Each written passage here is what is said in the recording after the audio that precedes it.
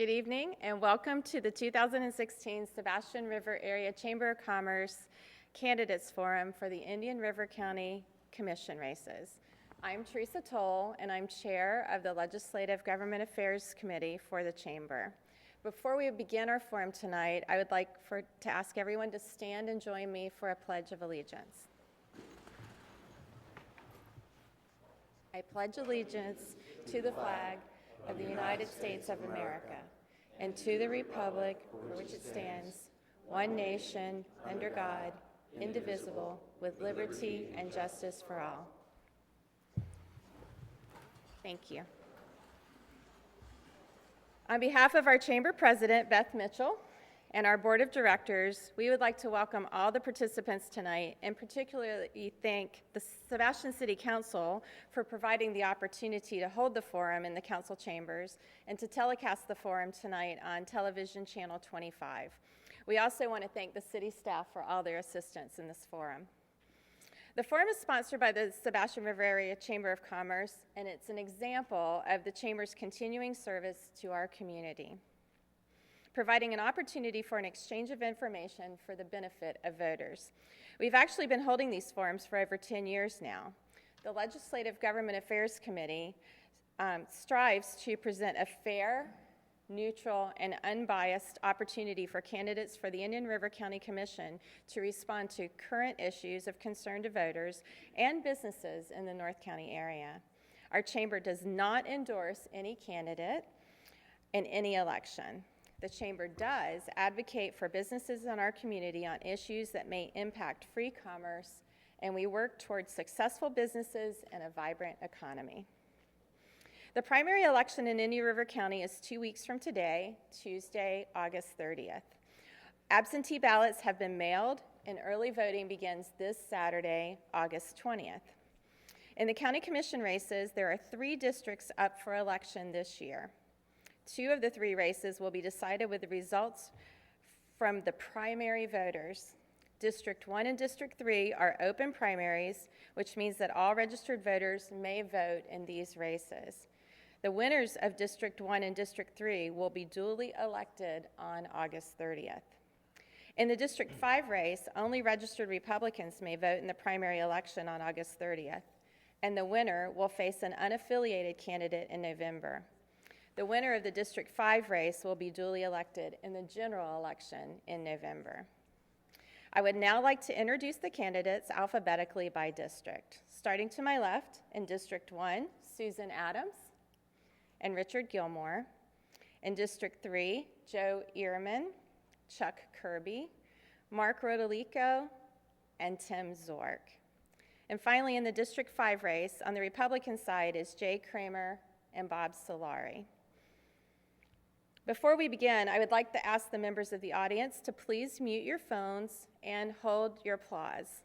We ask that candidates be mindful of the time and stay within the time parameters when responding to the questions. In the event that a candidate exceeds the time limits, they may forfeit their next question. Before I conclude, I would like to thank the members of our Legislative Government Affairs Committee who've worked very hard on preparing the questions for this forum and the format tonight. They are Cynthia Vandevoorty Hall of Vandevoorty Hall Law in Sebastian. She's over here. Michael Kent, United Way of Indian River. Tim Knutson, Florida City Gas. He's here with us tonight as well. Ben Maffett of Oculina Bank. I'm not sure if Ben made it. And then Kevin Rowland of Napier and Rowland Law in Sebastian and Vero. The committee has met a number of times and had the opportunity to seek input from City Manager of Fellsmere, Jason Nunemaker, City Manager of Sebastian, Joe Griffin, and the County Administrator, Jason Brown, as well as Chamber business leaders. And at this time, I would like to introduce our co-moderators for the evening, Cynthia Vandevoorty Hall and Kevin Rowland, who are both practicing attorneys in Sebastian, and they will provide the format for the program tonight. And then our timekeeper tonight will be Michael Kent. So please help me welcome Mrs. Hall and Mr. Rowland.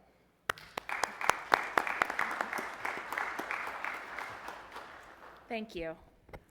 Candidates, I'm now going to explain to you the format for this forum.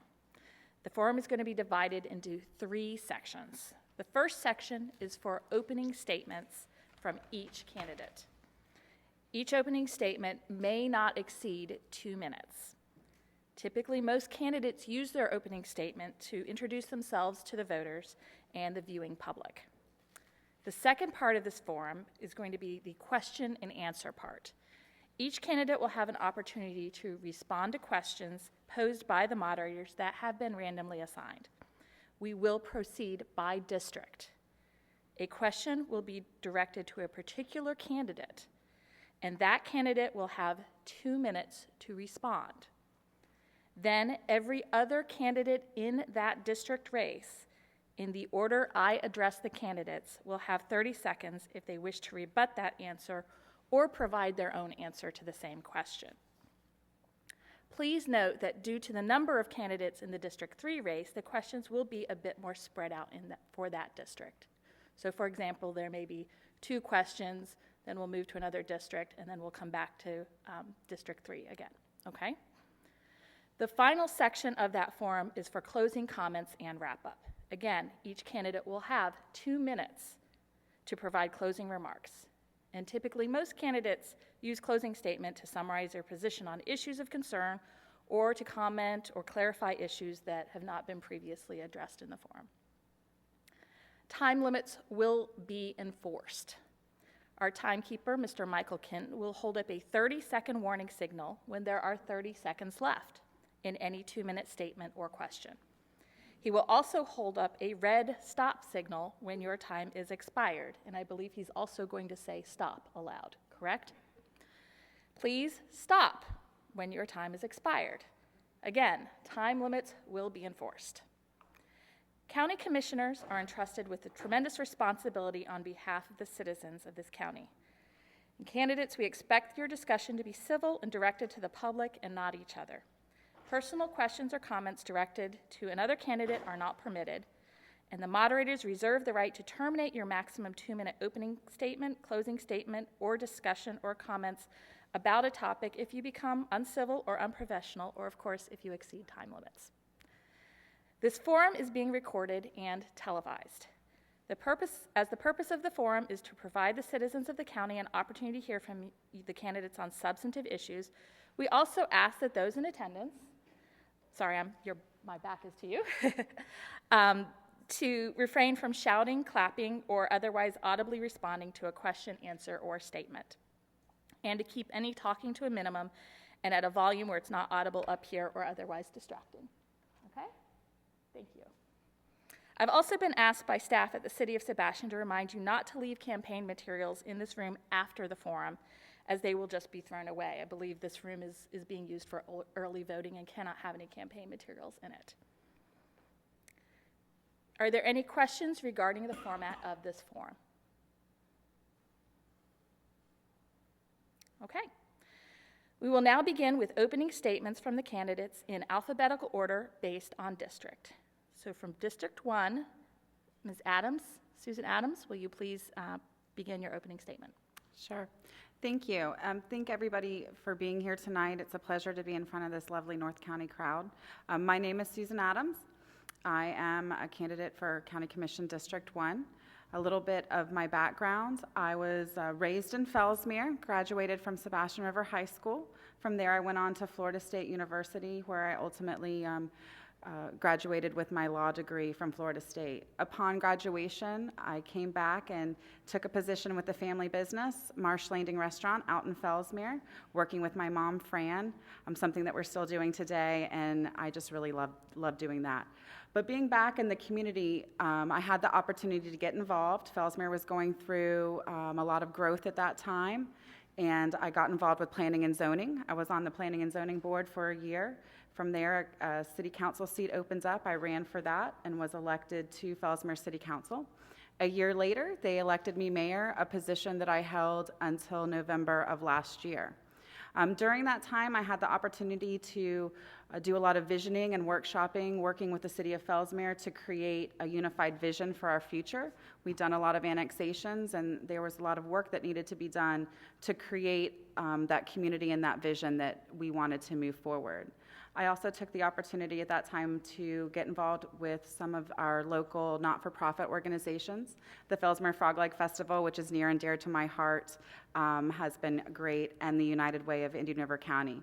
I look forward to talking to you tonight and letting you know a little bit more about me, and thank you for having me. Thank you. And now from the other District 1 candidate, Mr. Richard Gilmore. Yes, thank you for for the chamber to have this forum, and thanks for everyone for tuning in. I'm Richard Gilmore. I sit on the City Council here in Sebastian. I was elected back in '08 after retiring from my own business. I've owned and operated several businesses, small businesses, and when we moved here to Sebastian, I started taking a look at government. I didn't really like what I saw, and I said, I think I can do better. So I ran in 2008, was elected, and immediately made mayor. So I have served for the last 7 years as mayor or council member, except for a brief stint when I ran in 2012 for Congress. And thank God I wasn't elected to that office because I'd be in Washington. So that's a mess up there. The best government is the government that's closest to the people. And I love working for the people and getting things done. I sit now on the Indian River Lagoon Council, and it was instrumental in bringing the council to Sebastian. And it's my hope that if I'm elected, that I can bring the county to sit on that board. I think it's very important because without a clean lagoon, we'll have no kind of quality of life, and our economic development will suffer as well. So please vote for Gilmore this August 30th. Thank you. Thank you, Mr. Gilmore. And now we'll hear from the District 3 candidates, beginning with Mr. Joseph Ehrman. Thank you. It's indeed a pleasure to be here tonight. My name is Joe Ehrman, and I'm a candidate for Indian River County Commission District 3. I want to thank Beth Mitchell and her staff of the Sebastian Chamber for having us here. I think this is great. First time being televised of any of the forums we have, and I think that's very important. But a little bit about myself.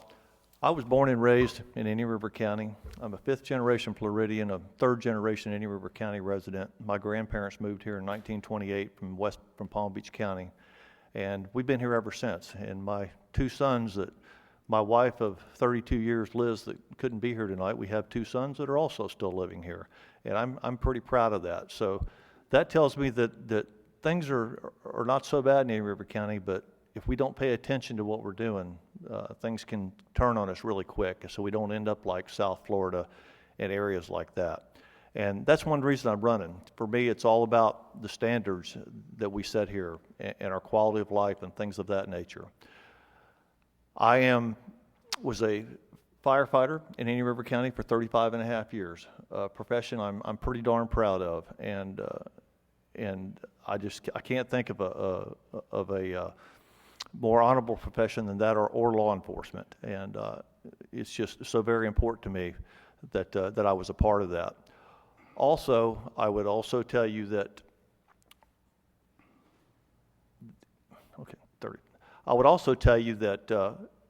it's all about issues we have here in the county to resolve those issues, and somebody that's strong and will make a decision and stand with that decision. That's what my 35 years taught me, is that you don't always have a second chance, so make the best out of a first one. And again, thanks for being here, and I ask you to vote for Joe Ehrman on August 30th. Thank you. And now the next District 3 candidate, Mr. Charles Kirby. Good evening. Actually, it's Chuck Kirby, but I see Charles on the front, so we'll take that. I'm happy to see some folks in the audience that I know. Thank you for coming out. For me, actually, I grew up in Indiana. I grew up on a small farm in Indiana in the Midwest, and I teased Joe and actually Mr. Zork over there that are third and fourth generations from here, that I got here as quickly as I could. I've actually, for the last 25 years, I've been with the Sheriff's Office. I'm a lieutenant currently with the Indian River County Sheriff's Office. With the Sheriff's Office, I mean, my job there has been mostly helping people in the community, often at the lowest points in their life. I've had a lot of opportunity to do that. And coming on board, I actually worked in the county jail for 3 years. Left there, I was on road patrol for another 3 years. Went out to special operations where I worked in the left seat of the helicopter and running the Marine unit. From there, I had an opportunity to go to planning and research and grants writer. Actually, that's where I met Fran Adams, who's sitting there in the middle, because she was nice to me when I was coming in front of the Board of County Commission. So that's kind of where I took a liking to this. So thank you very much for not being too mean to me when I did that. I had an opportunity to write a little over $1 million worth of grants at the Sheriff's Office while doing that. And leaving there after 9/11, I was actually moved over to the intelligence job. Went from there to criminal investigations, then I ran the drug unit, and I'm currently, as a lieutenant, I'm in charge of special operations. So helicopter, the Marine unit, the canines all work for me. So my office is out at the hangar. During that time, I've also spent 33 and a half years. I retired 2 years ago from the Coast Guard. A multitude of assignments between the Coast Guard and actually starting in the Army. But in the Coast Guard, I retired as a CW04. I was recalled to active duty for 6 of the 10 years following 9/11. Sheriffs, actually 2 of them, have been very good in allowing me to come and go back and forth in position, so I've had a lot of opportunity. Right after 9/11, I was in New York. I spent most of 2002 in Guantanamo Bay, Cuba, and then I spent 5 years after that. Thank you, Mr. Chuck Kirby. I apologize for your name. And now, the next District 3 candidate, Mr. Mark Rodolico. Are we really on TV? I'm just kidding. I'm Mark Rodolico. I am formerly of the Palm Beach County area. I've been here about 10 years. I am formerly from Mutual of Omaha Investment Services and co-owner of the Rodolico's PA real estate firm.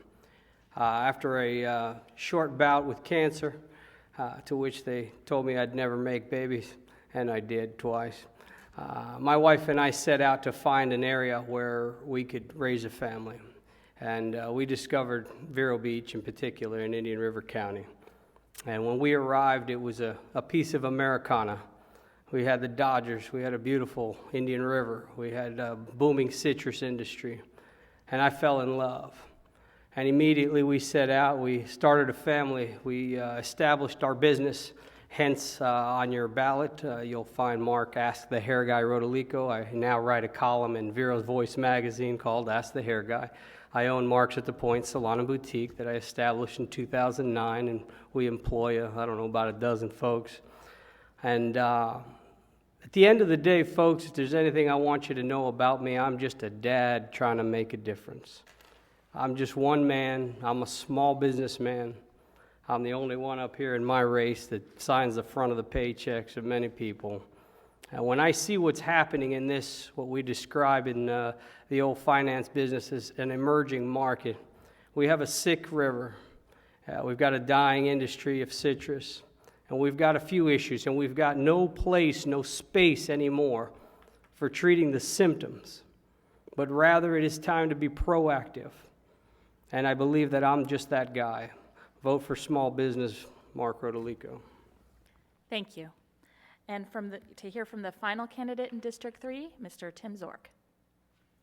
Hi, good evening, and thank you to all those that are at home watching us live tonight, and thank you for the Sebastian Chamber and Beth and her staff and all the City of Sebastian folks that are here running the cameras and things. My name's Tim Zork. I'm the current sitting county commissioner for District 3. I sat in this same room but a different chair 4 years ago at this same debate. And I'm happy to say I was elected not just in the primary, but also in the general election. It's been a true privilege to serve the residents of Indian River County, all the residents of Indian River County.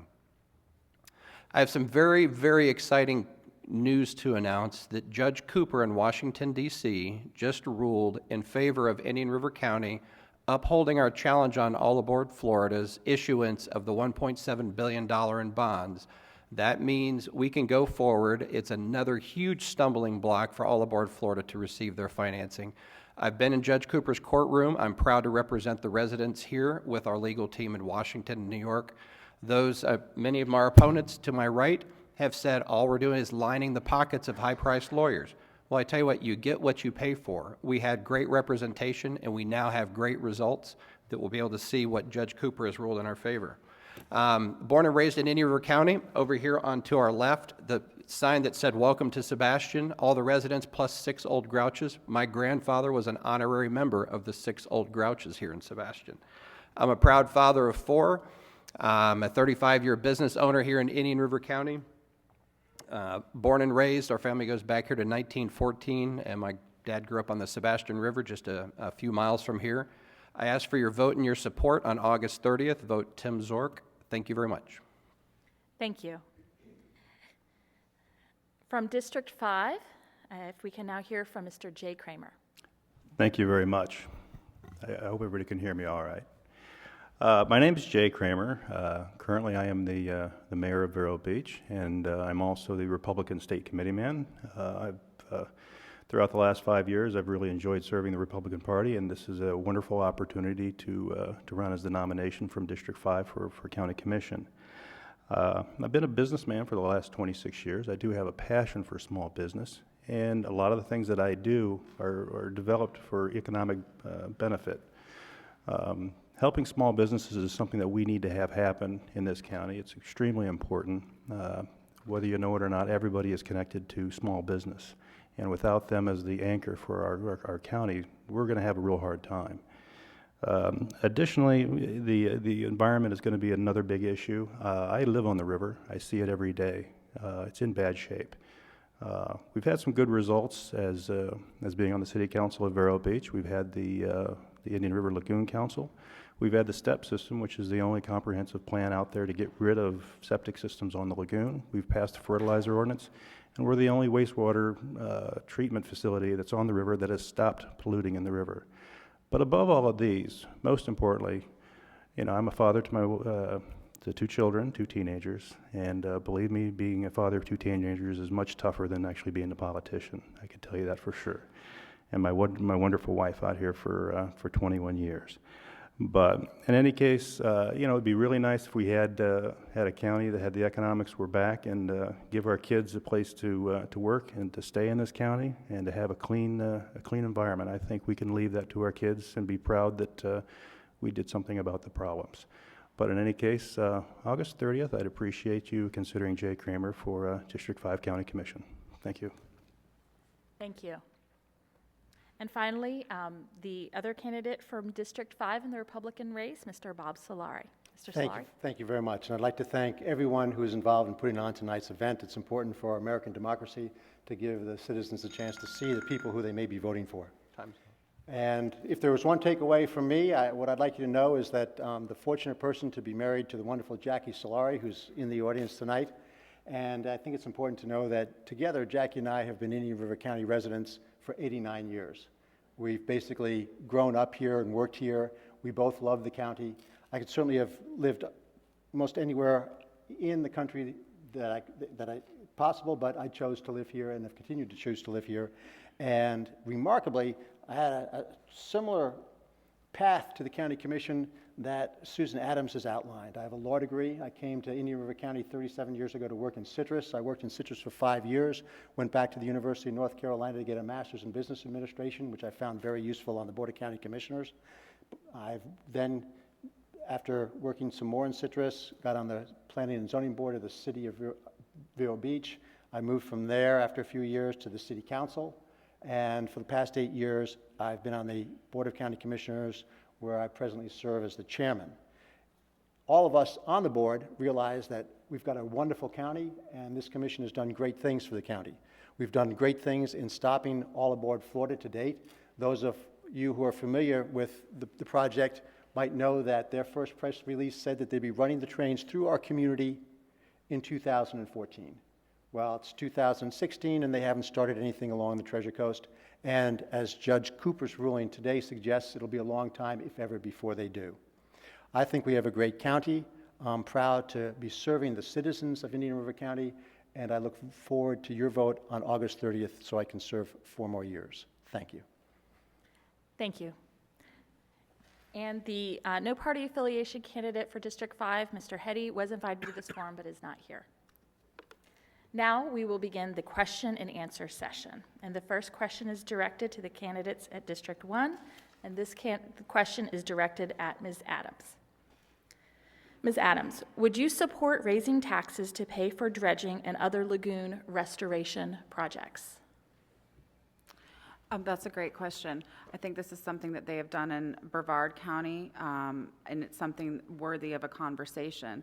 But before we talk about raising taxes, I think it's necessary for us to talk about a specific plan for how those monies would be spent.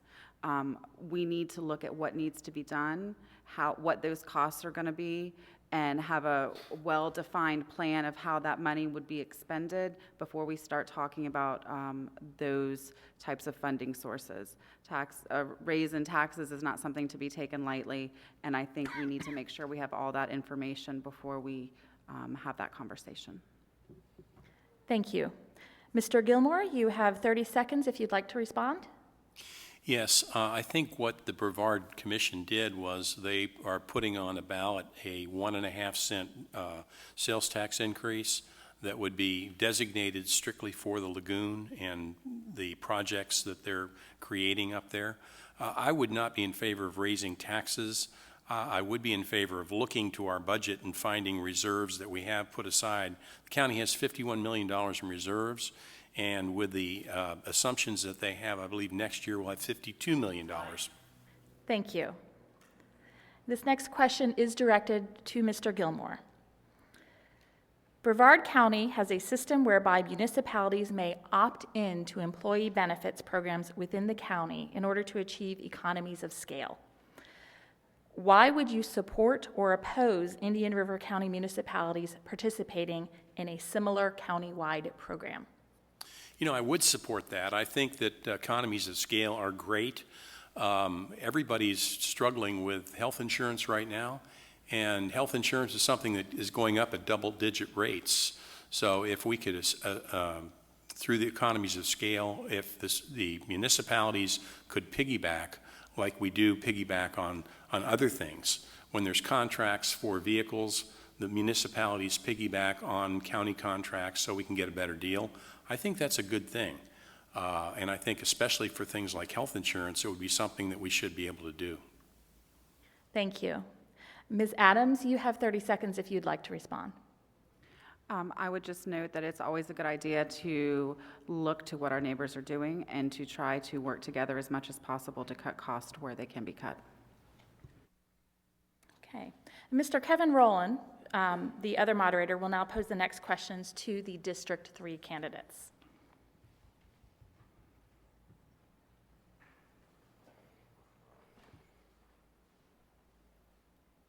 As explained before, we're going to break up some of the questions for District 3. I'll be asking two-minute questions. This first, and then all of the candidates, all the other three candidates in the race, will be allowed a 30-second rebuttal. The first 2-minute question is for Mr. Ehrman. The current Indian River County Commission opted not to become a member of the Indian River Lagoon Council. What do you see the current role of the County Commission is in protecting this natural resource that is so closely associated specifically with Indian River County? The county has a responsibility to do their part. The Indian River Lagoon is a regional problem. The county is active in doing some things, but I don't feel it's enough. We must do more. Again, it's a regional problem. We need to do what the rest of the community is doing or finding out what's working. What's maybe working in Brevard County may not work in Indian River County and vice versa. So it's very important that we look and see what other communities are doing, other cities, other counties are doing along the East Coast for the lagoon. I think we should have joined the Lagoon Council. I've seen literature opposing otherwise.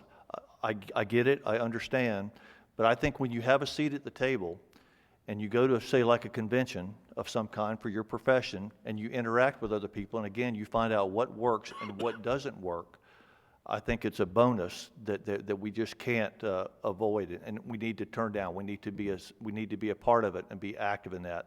The lagoon, as the paper said the other day, is worth over $7 billion to the economy of Florida. And if we let this lagoon, using a bad pun, turn south, we're in trouble with all our industries, boating, housing, real estate, tourist, hotel industry. I can't imagine a worst case scenario than Lagoon not being successful to return it back to some sense of health. They've done it in Tampa. They've done it in other estuaries throughout the United States. The science is there. it's there. We need to start action, and we need to move swiftly. Thank you, Mr. Ehrman. 30 seconds, Mr. Kirby. I think when the county commission sat down and they voted 5-0 not to join the council, their point at that was number one is because it didn't have a sunset for a date for the committee, and number two, they didn't believe that the regulatory agency should have a voice in voting on that committee. Well, irregardless, the council is here. The only difference is the only county that's along that river is us. We're the ones that are not represented. Although I think the cities have certainly stepped up and picked up that role. I'd like to see it move back to the county. I think probably at the end of the day, the thing is that Mr. Rodolico, 30 seconds. As the Indian River is our single greatest asset, I believe that the county commission has a moral obligation to not pass the buck to the smaller municipalities, but rather we have that obligation to, he's looking at me, my time's up. We got to step up fast. Thank you. Mr. Zork, 30 seconds. Yes, thank you. I was very proud when I received the Press Journal endorsement, and one of the key reasons that they put behind the endorsement was my, unfortunately, unsuccessful bringing back up for the county to join the Lagoon Council. I will continue to work on that as we go forward. I am an unofficial member of the council and know each of the members on the council personally and have dialogue with them on an ongoing basis. Thank you. This next question is for Mr. Kirby, and you'll have 2 minutes to respond, and then each of the other candidates in the race will have 30 seconds. The county gets about $15 million annually from the 1-cent county discretionary sales tax, and the 5 municipalities combined receive about $6 million a year. Do you support extending the county discretionary sales tax for 15 years beyond 2019? And if so, what should those funds be used for? Let me start off with, I do support the 1-cent sales tax. I think that it's a good opportunity to spread the cost on certain programs to everybody who's here, whether you're visiting, whether you're a property owner, whether you're a part-time or a full-time resident. I think what folks need to know is that currently, of that $15 million, that basically 75 cents out of every dollar now goes for transportation infrastructure. So every time we widen a road, or we widen, basically that's where that money's coming from. I'm not a big fan currently of the only place where we're spending. Although I do believe that infrastructure and roads are important here, there's a lot of other issues right now, as we touched on the lagoon, that I think are probably more pressing and more important. So as we look at that funding, I think that we have to look back and say, okay, you know, what's our biggest pressing problem right now? And I think that most people could at least argue that the health of the Indian River Lagoon is certainly at least near the top of that list. I know that Commissioner Zork had mentioned that the Press Journal had endorsed him for support on the lagoon. Actually, what they did is they split that vote. Half of that went to me, half of that went to Commissioner Zork. In doing that, what they also said is that myself, basically Chuck Kirby, was the best steward of the taxpayer's dollar for safeguarding the taxpayer's dollar, and that I was the most ethical and the most open and transparent candidate in the race. So I'm pretty proud of, even though I didn't pick up that endorsement, I'm pretty proud of what they had to say about me. So as we go back and we look at this thing, let's take a look at that $15 million and let's spend it on the most pressing problems, as opposed to some of the road widening actually comes toward the basically for providing development. As you look at widening those roads, what happens is that if we get those roads on the system for the MPO, for the growth, it allows a lot of development to happen on those roads. And right now, if they don't materialize and they don't complete, then we have all those developments. And then what happens is we end up with a lower quality of life because we have all those cars trying to work their way through 2-lane roads or small intersections that weren't built to handle the load. So I won't get to the end this time. I'll try not to run out. So thank you very much. Thank you, Mr. Kirby. Mr. Zork, I'd like to start with you. 30 seconds to respond. Yes, I'm in favor of the 1-cent local option tax. When you take comparison cities, City of Port St. Lucie owes $1 billion. Indian River County owes $50 million. We've paid for things such as the grand opening tomorrow, the intergenerational facility, $10.7 million project, paid significantly with a portion of 1-cent sales tax dollars. We've invested over $25 million in stormwater projects in the county. A good portion of those were paid for with 1-cent local option tax. We've paid for our fire stations. Thank you. Mr. Rodolico, 30 seconds to respond. Although philosophically I'm not real into the penny tax, but I believe it penalizes businesses and consumers alike. However, now that we're addicted to it, I do believe we're doing good things with it, and I believe infrastructure is where we need to concentrate those dollars. Thank you. Mr. Ehrman, 30 seconds to respond. Yes, I am, excuse me, I'm definitely in favor of the 1 cent sales tax. It's a user-friendly tax. Everybody that visits, everybody that buys stuff, it's just a fair, probably the most fairest way to tax. Using it for infrastructure, all those type of things, fire stations, things that we identify as extremely important at the time, that's the luxury we have, as long as we follow the rules, the guidelines by the 1 cent sales tax. But yes, absolutely, I think it's a good thing. Thank you. Now I'd like to welcome back up to the podium Ms. Hall. Okay, we're going to address more questions to the other candidates in District 3 in just a few minutes. But these next few questions are addressed to the District 5 candidates, and this question is addressed to Mr. Kramer. What steps would you take to ensure that all county residents are paying competitive rates for energy? Well, what's really interesting about that is that we actually have 3 utility companies here in Indian River County. Me being on the city of Vero Beach, we do represent Vero Electric, but Peace River Co-op is actually more expensive than Vero Electric. It's real important that we do have people in government that are going to lower rates and do whatever they can to lower rates. Currently, Vero Electric is lowering rates. We've had about 4 rate decreases in a row. The county really is, unfortunately, a player with franchise agreements and really are not a party to a lot of the contracts with power services. Their only recourse really is through the Public Service Commission and up in Tallahassee, and that's where you have to go to petition for a rate change. It's going to be difficult for me to get behind any type of lawsuit to force people to change rates. Historically, it hasn't worked, and historically, it has actually had the ability to increase rates just due to the fact that you've had to hire attorneys to defend those. So, the best thing that the county could do to ensure that rate decreases continue in the future is to stop the lawsuits. Thank you. And Mr. Solari, if you'd like to respond, 30 seconds. Indian River County has long recognized that the best thing we can do for economic development for all the people in Indian River County is to get low FP&L rates. We've consistently supported the sale of FP&L, of this Vero Electric 2 FP&L. We will continue to support the sale of Vero Electric 2 FP&L so everybody can have those low rates, and we will do everything else we can to facilitate that sale and get it done. Okay, this next question is directed to Mr. Solari. What should the county budget priorities be for the next 4 years? There's no one priority budget issue. We have a budget of $308 million. We have to provide essential services of many types to everybody. We can't just ignore 90% of our business. Today, I will note, though, that we agreed to, if the 1 cent sales tax is extended, to put 20% of those funds, which would be about $3 million a year, towards projects which will restore the lagoon to health. And if the citizens okay that referendum, then that'll probably end up with matching funds to be an annual $6 to $8 million project like the Spoonville Marsh, the Egret Marsh, and the Osprey Marsh, which already remove over 50,000 pounds of nitrogen from the waters that would have been polluting the lagoon today. Okay, I'd like to remind you that the question is, what should the county budget priorities be for the next 4 years? Yes, Do you feel that you answered that question? There is no one priority. We have to provide many different essential services, a broad spectrum of services, which we do very well. Okay, thank you. And Mr. Kramer, 30 seconds.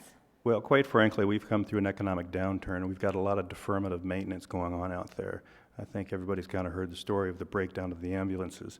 It's time that we have to go back and we have to do some renewal and replacement of our infrastructure, our vehicles, our roads, our ditches, our drainage.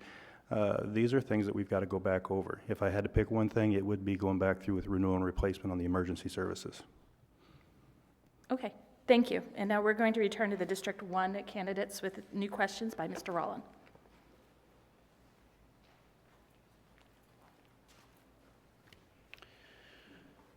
The first question is for Mr. Gilmore. You have 2 minutes to respond, and then Ms. Adams, you'll have 30 seconds. This forum is sponsored by the Sebastian River Area Chamber of Commerce. As a county commissioner, what would you do to support economic development in North County? That's a great question. And we had the downturn, what I did when I was mayor is I went with Joe Griffin, our airport manager. We went seeking new business in other counties. I think there's opportunities for the North County to really thrive economically, especially with commercial space ventures. We're close enough to, Cape Kennedy to really get some of those businesses come down here. One of the things we need to do is tell everybody that Indian River County is open for business, and we have to become business friendly. And that would fall on really, I think, everybody's shoulders at the county commission level, making some trips, doing some things. It can't just be a Chamber of Commerce outreach. This has to come from the commission. And as a commissioner, I would take trips up to other counties and other states and actively seek out businesses to bring them into Indian River County. Thank you. Ms. Adams, 30 seconds. Thank you. Both cities in North County, Fellsmere and Sebastian, are doing great things with economic development. And I think that the county needs to be partnering with them and collaborating to expand those efforts, what with the natural gas expansion and the aquaculture ventures out in Fellsmere, as well as the activities going on at the airport. But beyond that, we also need to focus on our small businesses. We need to break down the barriers to their growth, because they are the backbones of our community, and they are the essential key to building a vibrant economy in Indian River County. Thank you. Ms. Adams, this next question is for you. You'll have 2 minutes to respond. Indian River County has one of the largest wealth and income gaps in the nation. What is the role of the Indian River County Commission in addressing poverty in the county, and what policies would you support to help lift our citizens out of poverty? Thank you. This is a great question. The United Way has done some wonderful research in the area of gaps in wealth with the Alice report that's just come out, and they're further doing more research into that area. I think that once those tools and that conversation, that report is finished, we will have a better idea of what we need to do as a county and as a community to address those gaps, and we can start implementing policies that will help address that. But as we move forward, it is the county's responsibility to support organizations like the United Way that are working in this area in our community, and help them facilitate these conversations, because we can't do it alone and they can't do it alone.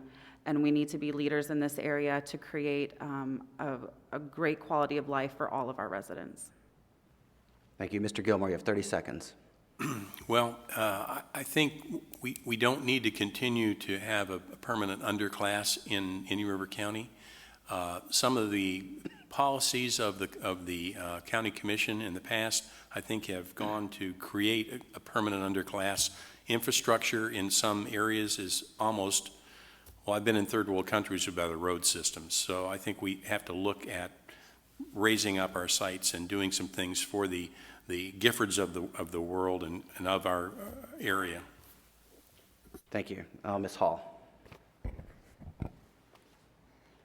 I'm not quite that short.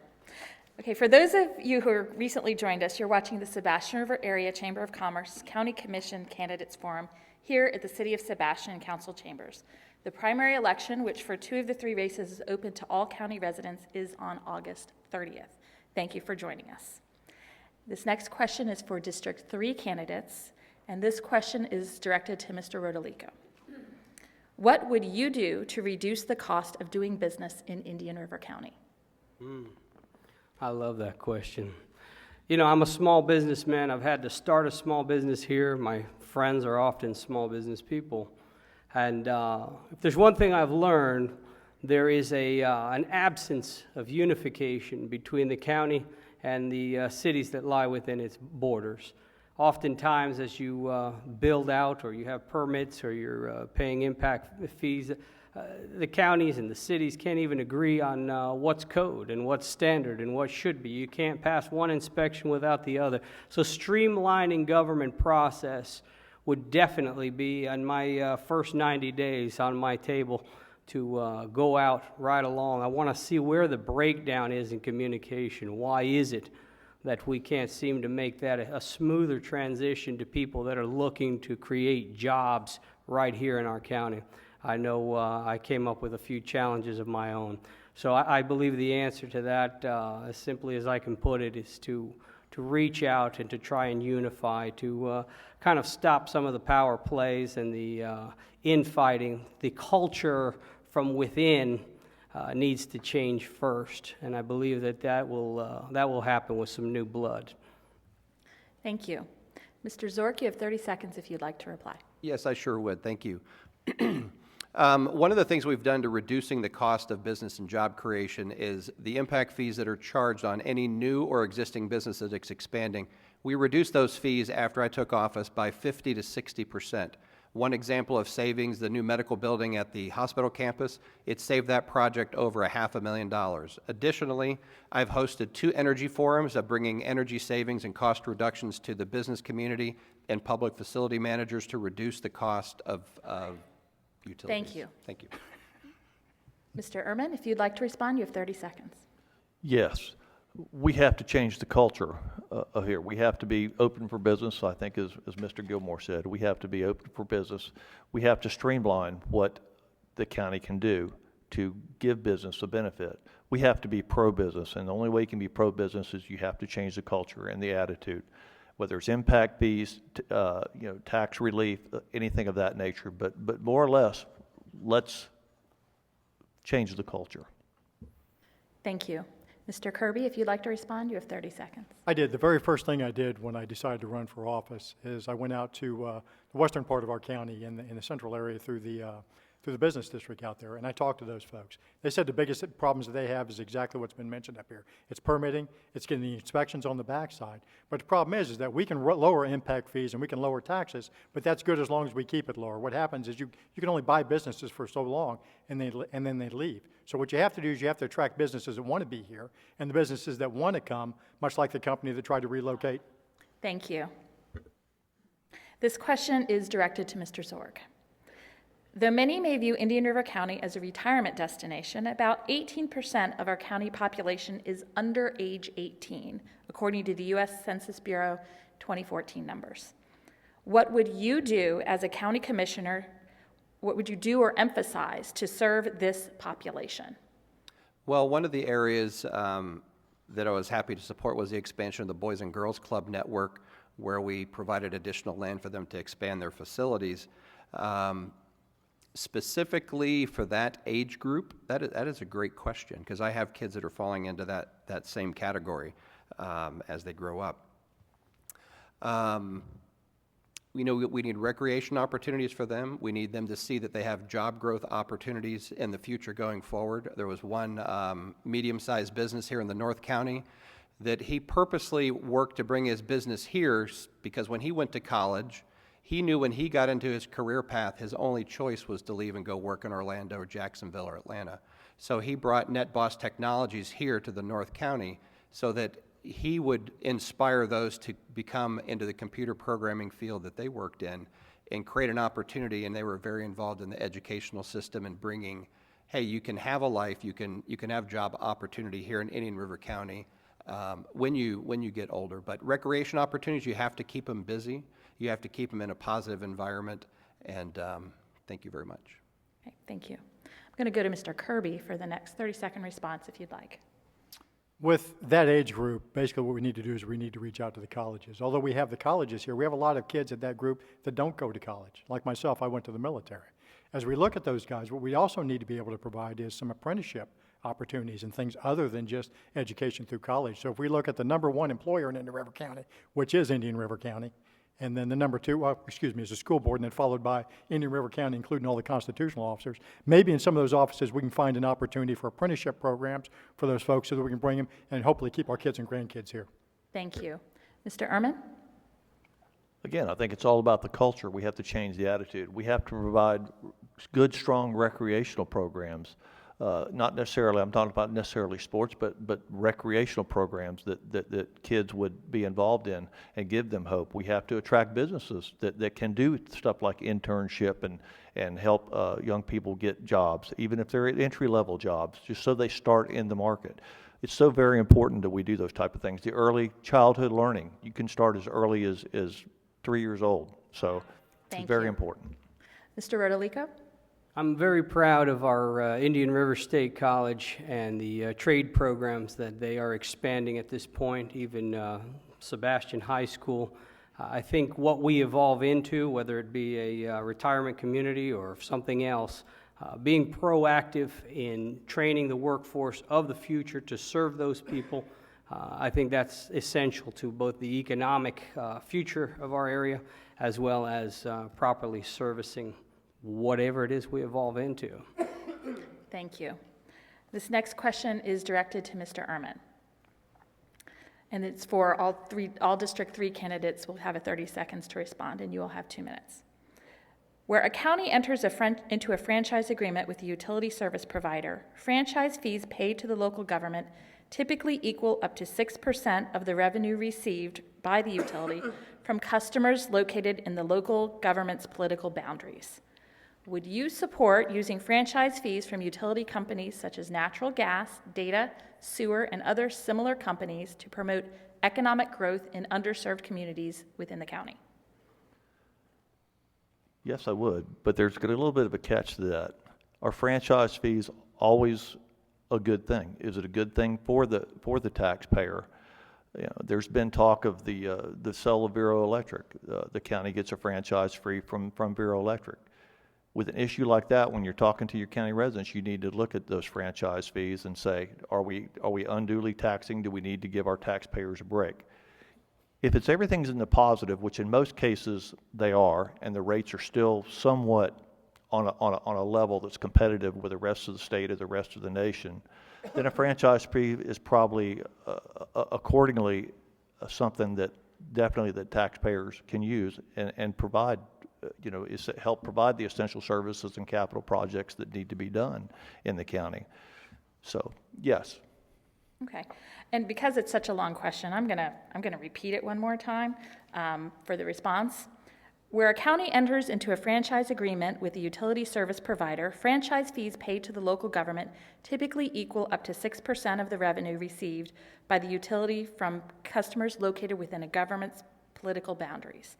Would you support using franchise fees from utility companies such as natural gas, data, sewer, and other similar companies to promote economic growth in underserved communities within the county? Mr. Rodolico, if you'd like to respond, you have 30 seconds. 30 seconds. Absolutely, I would support such a thing. Economic development, again, that is essential to maintaining the quality of life in our county, as well as retaining youth and others to stay here and work. But I have always wondered, just because you can, or is it right?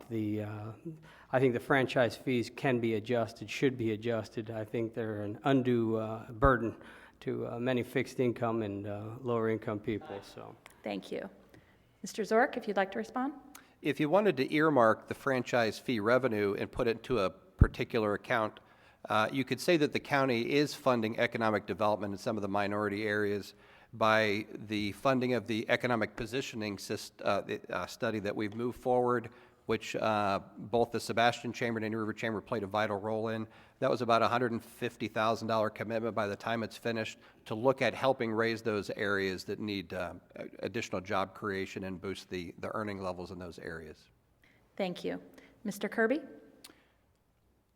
I think that there's a little over $300 million that comes into this county, and it comes in as a tax. Now, you can look at it however you want to. Franchise fee is nothing more than another tax. That money comes in, and it depends on how you're going to spend that piece of the pie. There's $300 million. Absolutely. Economic development and the health of the river is the two biggest issues that we have right now. So in looking for that, I don't know that it's a matter that it has to come from franchise fees, but we have to look at ways to improve our economic development and to bring jobs and jobs that pay, because right now we're 13% below the national average. Thank you. And Mr. Rowland will address the next questions to District 5 candidates.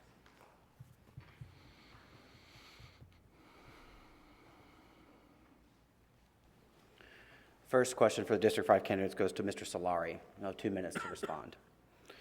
What is county government's role in attracting new business and retaining or strengthening existing business? Well, probably the first thing is to be open for business, which Indian River County clearly is and has been for a number of years.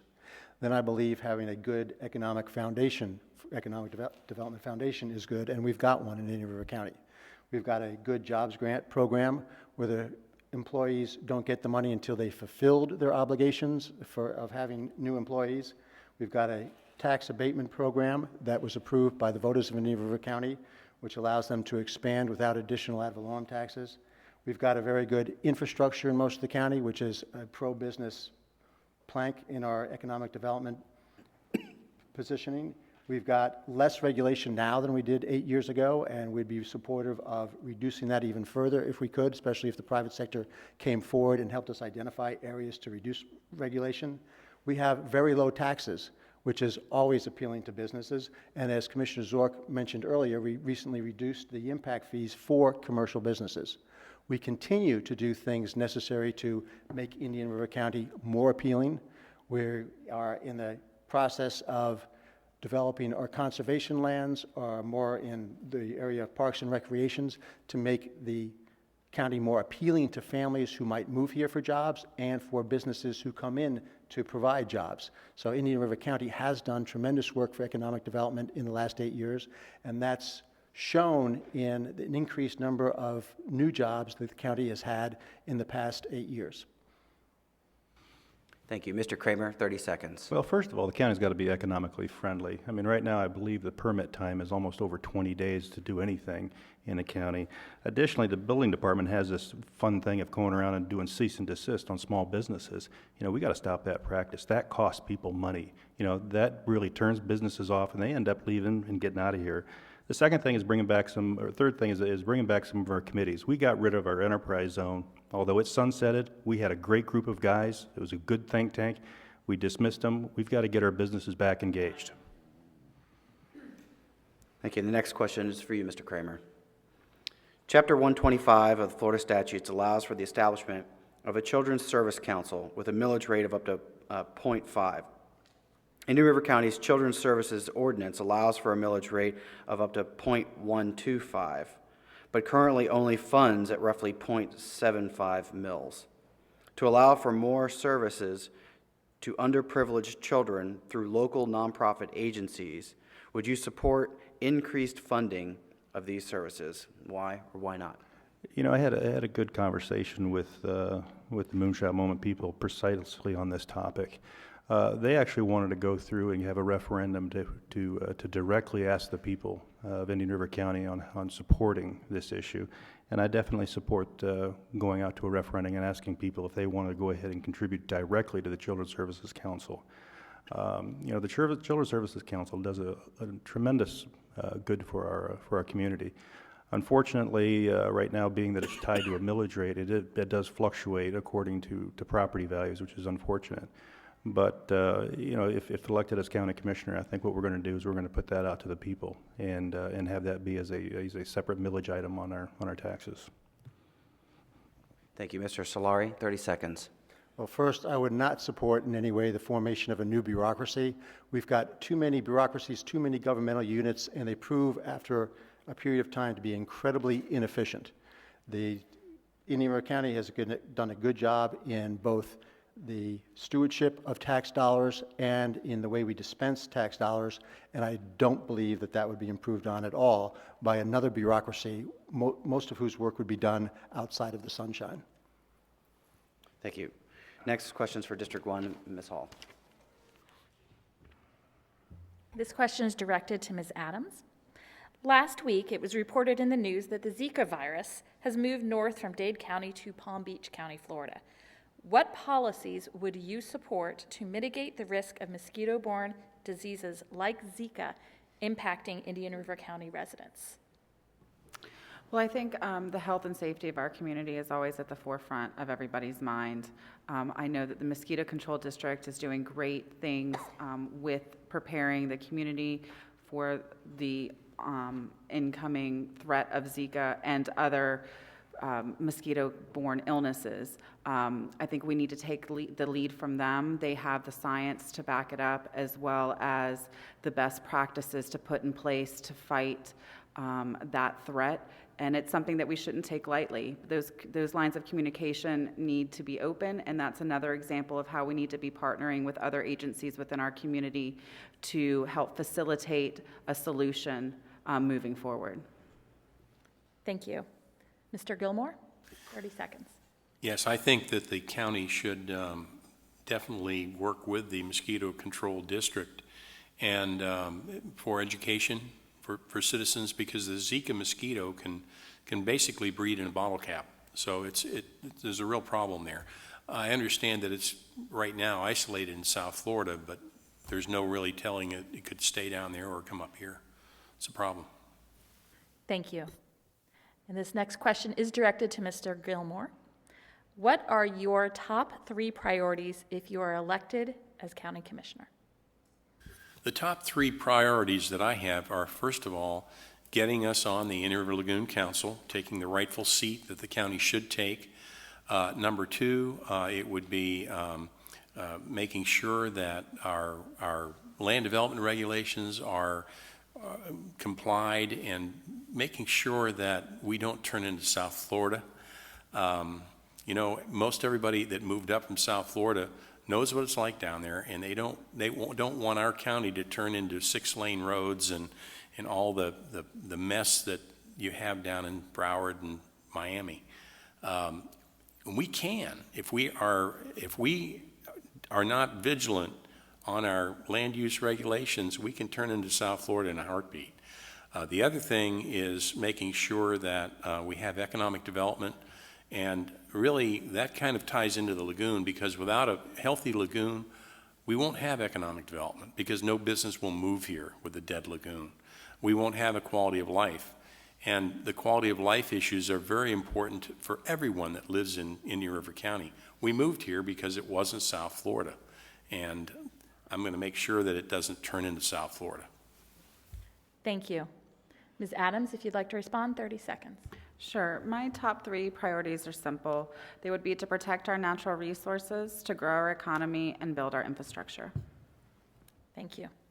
The next questions will be directed to District 3 candidates by Mr. Rolla. Thanks.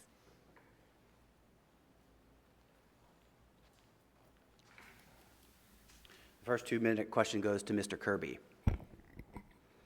What major infrastructure project do you think Indian River County could most benefit from in the next 5 years? I think as we look at economic development and we look in the river, I think economic development for Indian River County is those areas where we have the ability to expand and develop. If you look at our industries and the things that we have room for industries, such as the airport, I mean, you have to look at the things that we have in this community that we can draw folks in with. So if you take a look at our airport, if you look at the economic development through there, obviously we need some road widening coming up 26th Street. We need the ability for businesses to move in there and make some of that development as some of that funding comes available. Same thing in the West County.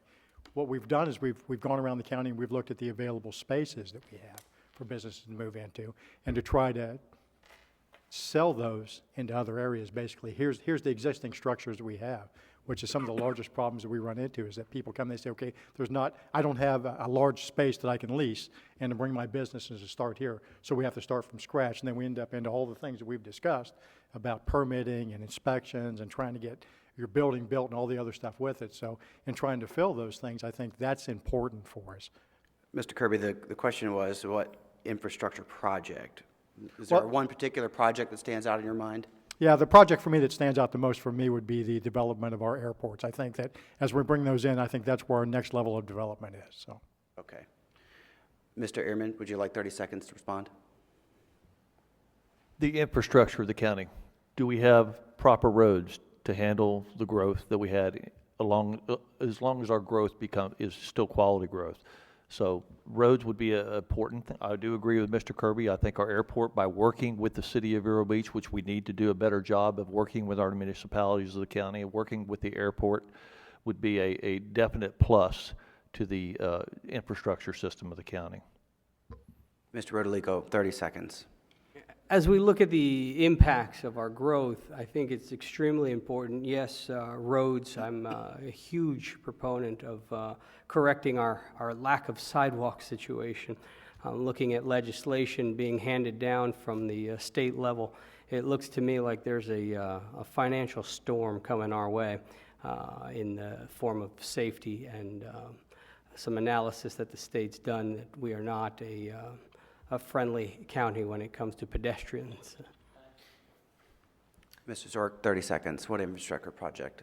Yes, I have a number of them. Partnering with our natural gas providers in the area, natural gas really reduces the cost of business. Expanding our roadways, we made a capital purchase today of right-of-way and drainage areas on the 43rd Avenue project. Completing 66th Avenue, which is the backdoor to Sebastian to the south, down to Indian River County, also the Oslo and I-95 interchange, and pushing 53rd Street west from 58th Avenue eventually out to 95, creating a third interchange. Thank you. Thank you. This next question goes to Mr. Rodolico. You'll have 2 minutes to respond. What are Indian River County's strengths, weaknesses, opportunities, and threats? Well, clearly our threats are our sick lagoon. Clearly our threats are actually our current government structure.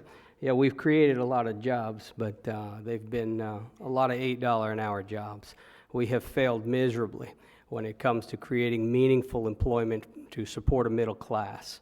We have failed miserably when it comes to being open for business. Our strengths, of course, are our people. I believe that we have a moral obligation to support citizen-based initiatives that indeed are aimed at saving the river. They are aimed at attracting new and meaningful businesses. And of course, never forget the family. I'm a huge proponent of things that create a family-friendly environment, such as equal funding in our school systems. Although we may not directly be able to control that, we certainly have some influence on that. And equal funding for equal students, I think, would be a very, very positive direction. Okay. Mr. Kirby, 30 seconds to comment on Indian River County's strengths, weaknesses, opportunities, and threats. I think our strength is our quality of life. I think that's why people want to move here. That's why people come from South Florida. That's why people come from the north and move down. I think our weakness right now is our lack of economic development. Although we've put money toward that, it's just not working. I think our opportunities fall into that same piece. I think if we can redirect where our dollars are going, that we can do that. And our threats definitely come from here. Realistically, from a law enforcement side, is all the things that are coming across the country. And then you look also at our proximity to both Cuba and the Bahamas. There's a lot of things that come from there. Thank you. Mr. Ehrman.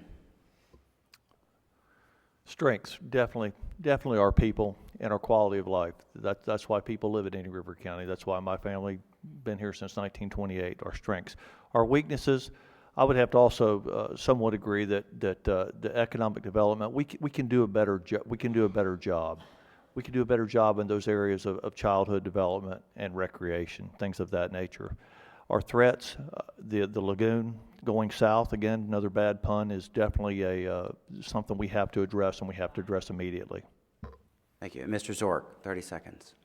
Yes, our strengths in some areas, water and sewer capacity, our quality of life. Weaknesses is the decline of the lagoon, but I think we're now on the upward trend for that. Opportunities that we have here, we need to create more of them for our youth and for our seniors to have more opportunity within the county. Our threats are all aboard Florida, HUD, EPA, all those federal agencies that say they're here to help you are not here to help you. Thank you. The next question is for you, Mr. Zork. As a member of the County Commission, you are a leader in our community, and from time to time, you may be called upon to advocate for our citizens on issues which may not necessarily come before the Commission.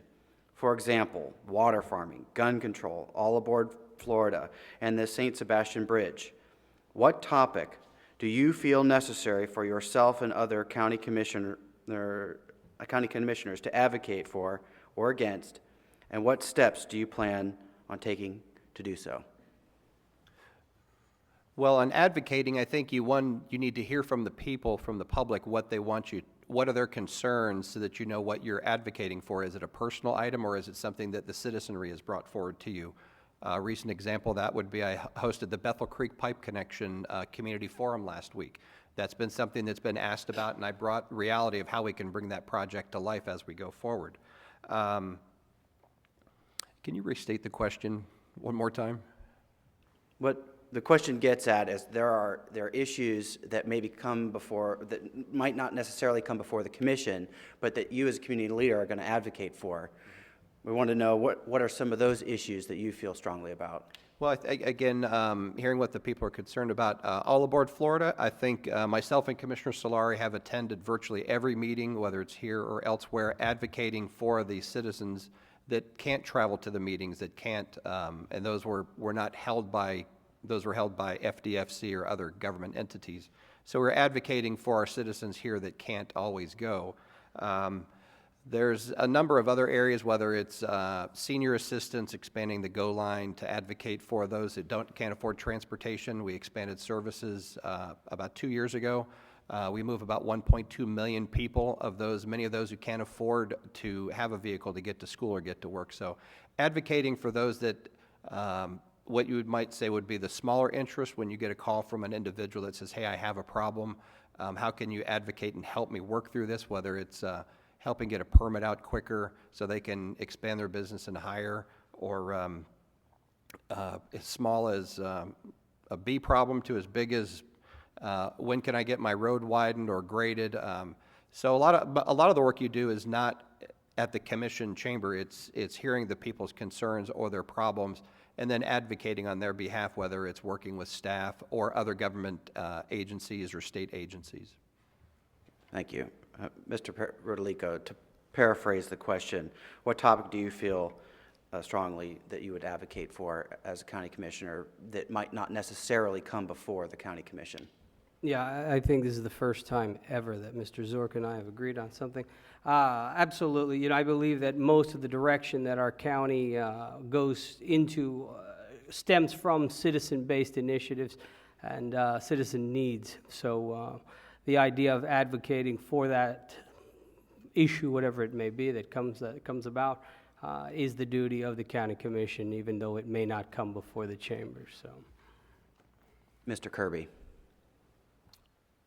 I think the important thing in looking at any of those issues, and you can pull them up, is the fact that government doesn't have all the answers. I think the fact that we've sunsetted so many committees is that we don't have an open government in Indian River County anymore. The problem is we used to have an open government where we had a lot of committees, we had a lot of input from the citizens, we had a lot of input from people that wanted to volunteer, and we've been told basically that we don't need that because it costs too much money to support it from an administrative side. We've got administrative folks that are willing to volunteer as well. So I think transparency in our government, I think opening ourselves back up. Thank you. Mr. Ehrman. Things that might not come before the county commission. I think we've got to initiate a pride in the county, the state, and the country. We also have to look at schools. We need to help promote the school, help the school board promote our schools, promote education. We have to do things of that nature. I think it's so very vital, important to our well-being that we promote us. County commissioners are ambassadors, and we need to be those ambassadors for different causes that would come for us. But my biggest thing would be advocating for the young and for the schools. Thank you. I'd like to welcome Ms. Hall back.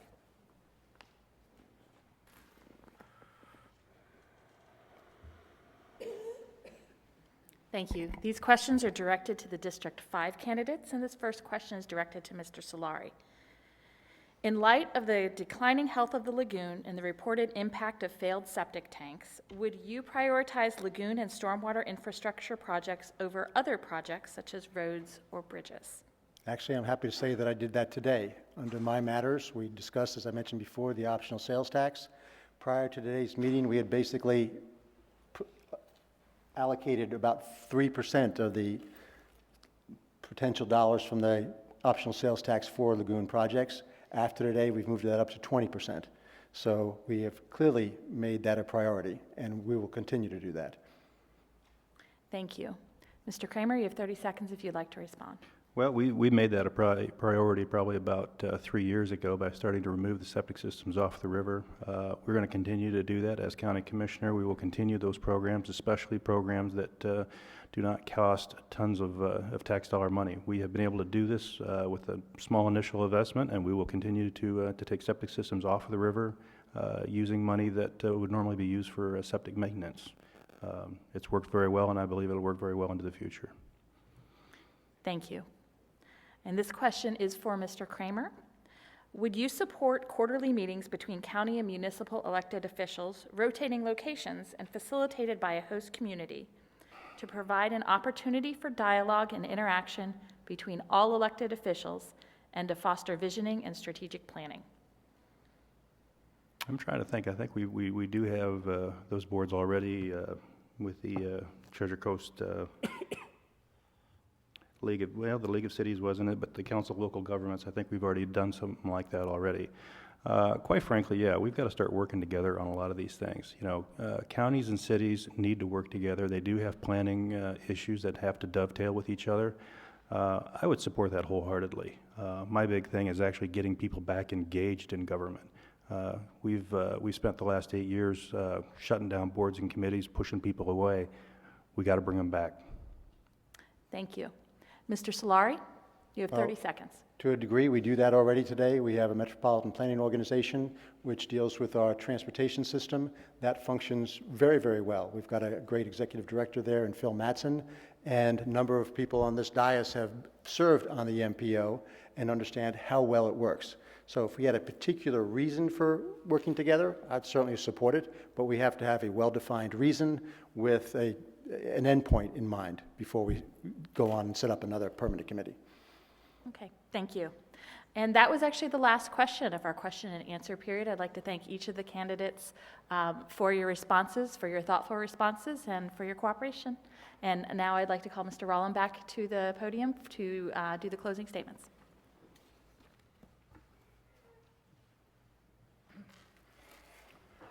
We'll start with closing statements from District 1 candidates. Ms. Adams, 2 minutes, and you each will have 2 minutes to give your closing statement. Thank you. Thank you guys for having us tonight. This has been a great forum, and I've really appreciated the well thought out questions that the Chamber put together. Again, I'm Susan Adams, and I will work to bring people together to protect our natural resources, grow our economy, and build our infrastructure. We are facing tremendous challenges to our quality of life in Indian River County, and I believe in facing those challenges head on. I'll bring new energy, ideas, and establish leadership to the Indian River County Commission. It is with these, it is with these tools that we will build consensus, collaboration, and cooperation within the community to chart our course forward. So I'm ready to roll up my sleeves and get to work, so I'm asking for your vote.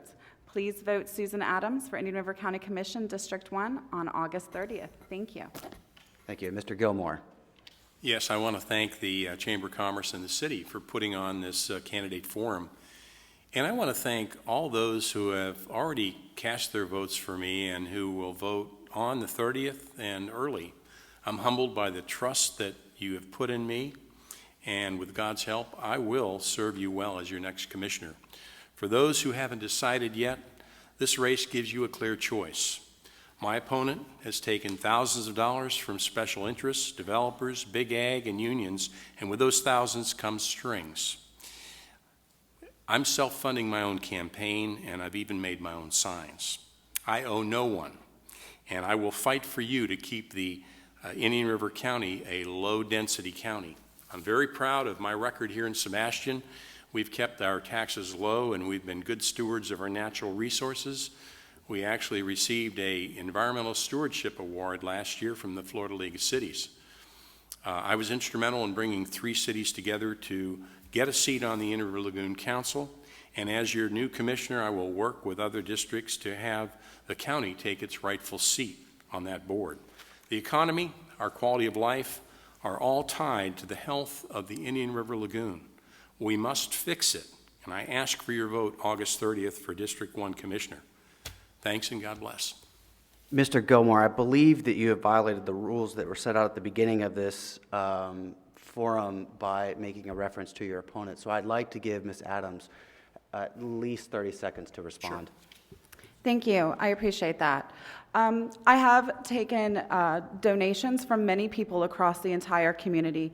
I think this shows the overwhelming support that the community has for myself and my leadership and the record that I've set in Fellsmere. I stand by that record. I'm proud of what we accomplished, and I'm looking forward to taking the skills that I've learned there, working with people, building those collaborations and consensus, taking that to the county level, and getting some work done for Indian River County. Thank you for your support and the opportunity to speak to you tonight. Thank you. Mr. Ehrman, 2 minutes, your closing statements. Thank you. It's again a pleasure to be here tonight. I want to thank the Chamber for such a professional type forum. It's definitely a good way to get the message out for people to hear what we have, especially being televised and things of that nature. On August 30th, and again, those people that voted, I thank you. Those people that are fixing to vote, I hope you'll definitely consider me. I am the best candidate. But on August 30th, overall, we have a big decision to make for the direction this county is going. I've been here. I've worked here. I know where we've been. I know where we need to go. I think it's so very important that you have somebody that has a steady hand, has the ability to make decisions, not flip-flop on those decisions, not change with the way the political winds blow for self-gain. It's very important that we have somebody that's strong, a strong leadership, a sense of teamwork that I have earned and worked hard all my life with regards to my way of life, whether it was my career, whether it was my personal life and being involved in team sports and coaching. Teamwork is very important, and we must work with the cities in this county to make sure that Indian River County stays on track and does those things that you, the taxpayer, expect out of your county commissioners. I look forward to it.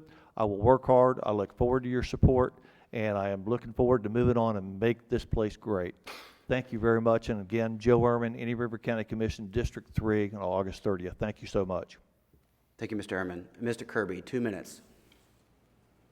In closing, once again, thank you for everybody coming out. I'd like to reiterate the fact, 25-year law enforcement officer, 33-year military commissioned officer. As we look at this thing, I think what we're defining is that there's 3 races up here. 2 of those races have incumbents. So I think the open side is basically if the incumbent's done a great job, you probably ought to put him back in. But in looking at all those issues, let's talk about those issues. Let's talk about the train. We've set aside $2.7 million, although we haven't spent it all yet, which doesn't sound like a lot. It's less than 1% of our annual budget. But the point is that we have a lot of fixed costs. It's a lot of our discretionary budget to set that aside for spending for attorneys. And right now, we haven't stopped anything. Perhaps we've slowed it down, but I don't think we've stopped anything. Number 2, looking back to our lagoon, if you think that the 3 marshes that we've done is the best that we could have done over the last 4 years, everybody looked at this problem 4 years ago. The lagoon is a problem. We've got brown algae. We've got green algae. If you look at the isotopes in the river, it's the highest in Vero Beach that is anywhere up and down the Indian River Lagoon. We're looking at these things. Same thing with the freshwater runoff. As we make these developments, we have freshwater runoff going into there, creating these issues. Have we addressed any of those in the last 4 years?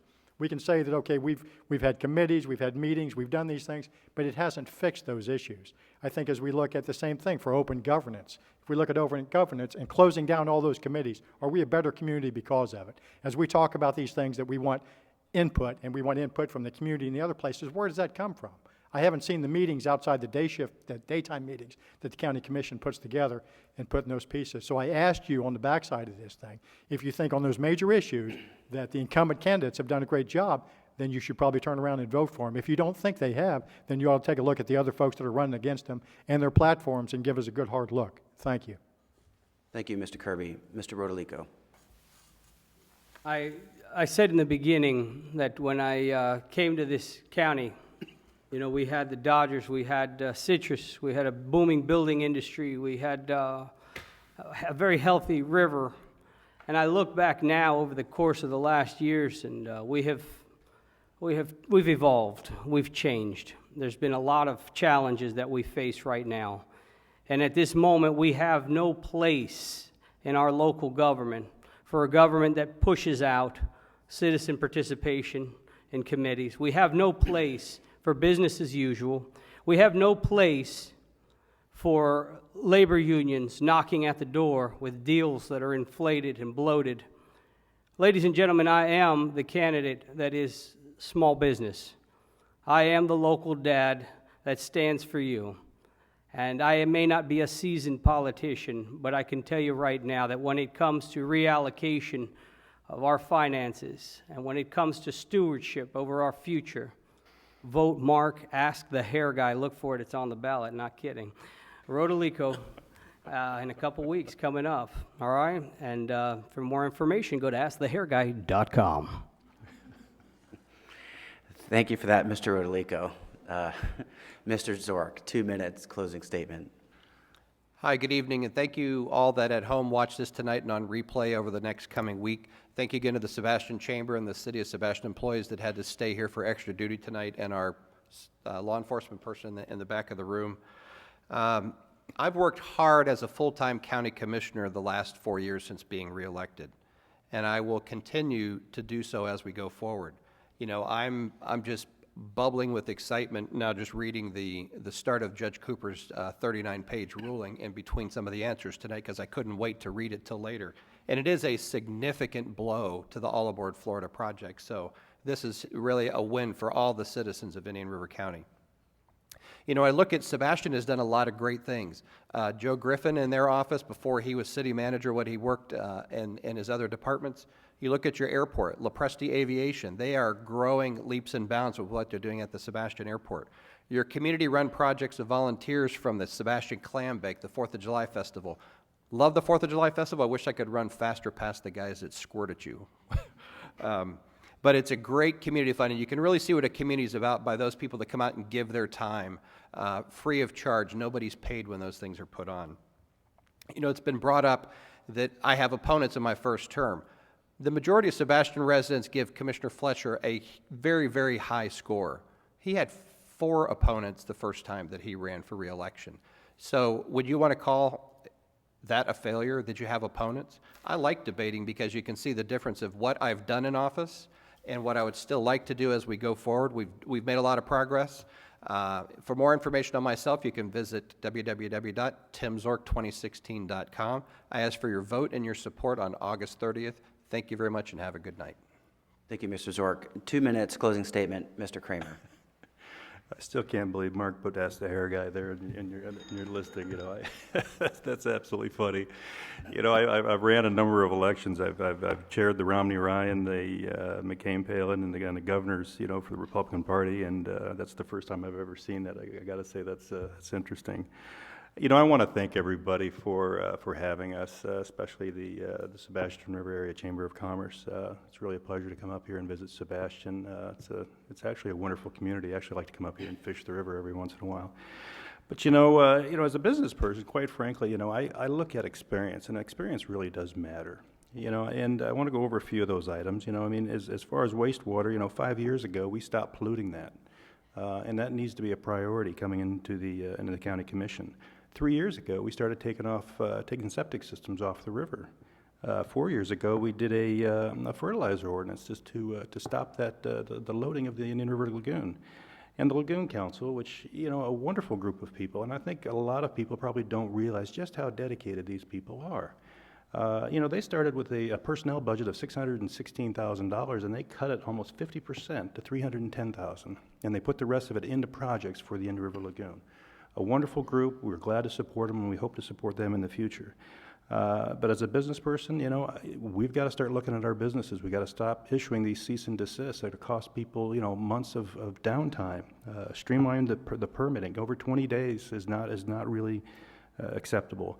But most importantly, if we're going to tell people that they're important, we need to mean what we say. We got to start bringing back the citizens advisory boards, start listening to people, involving them in policy, bringing back our businessmen and having them, and ladies, I'm not going to forget you, and have a seat at the table at part of helping out the Indian River County bring a lot of our businesses back to life. And most of all, I would like to invite you all to vote for Jay Kramer on August 30th, and I hope you do. Thank you. And last, Mr. Bob Solari, 2 minutes. I was talking with a young gentleman, about 35-year-old, last week. We were having a conversation. He has 2 kids, a wife. He came to Indian River County just about a year ago. He said he'd lived in about 4 or 5 communities in the state of Florida, and Indian River County was the best county he's seen. He came here. He could have been in Tampa, almost anywhere in the state of Florida, and done his job, but he chose to come here. He chose to come here because he said, this 35-year-old with a family raising here said, this is the best county he's ever seen. So this idea that somehow the county commission has failed in so many places is false.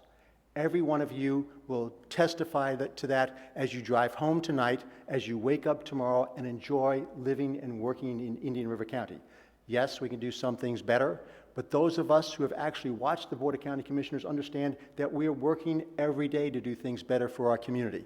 It's amazing how many suggestions I've heard here tonight from the different candidates who don't serve have already been implemented or are being implemented by the Board of County Commissioners. I just wish they'd paid a little more attention to what we're doing. And I'm also proud to have been named Care Florida's champion in the fight against all aboard Florida, to have done as much as anybody in this community to bring and restore the lagoon to health, and to just appreciate this county. First I'd like to say I've been honored to serve as your Board of County Commissioners. I've certainly worked hard. I believe I've done a good job, and I hope you attest to that by voting for me, Bob Solari, on August 30th. Thank you. This concludes the final segment of the 2016 County Commission Candidate Forum. On behalf of the Chamber and its Legislative Government Affairs Committee, I'd like to thank all of the candidates who appeared today for appearing so that you could respond to our questions and inform the voters. I'd also like to thank all the members in attendance, all the people in the crowd, and I'd like to thank my fellow members of the Legislative Government Affairs Committee that worked so hard over the last couple of months to form the questions that you were asked today. Mark Twain once said, "The only rational patriotism is loyalty to the nation all the time, loyalty to the government when it deserves it." I'd like to ask the voters to please remember that early voting begins on August 20th and Election Day is August 30th. On behalf of the Sebastian River Area Chamber of Commerce, I urge the voters to carefully and thoughtfully consider each of the candidates' positions on the issues that are important to them before voting for the candidate that they believe most deserves a seat on the Indian River County Commission. Thank you and have a good night.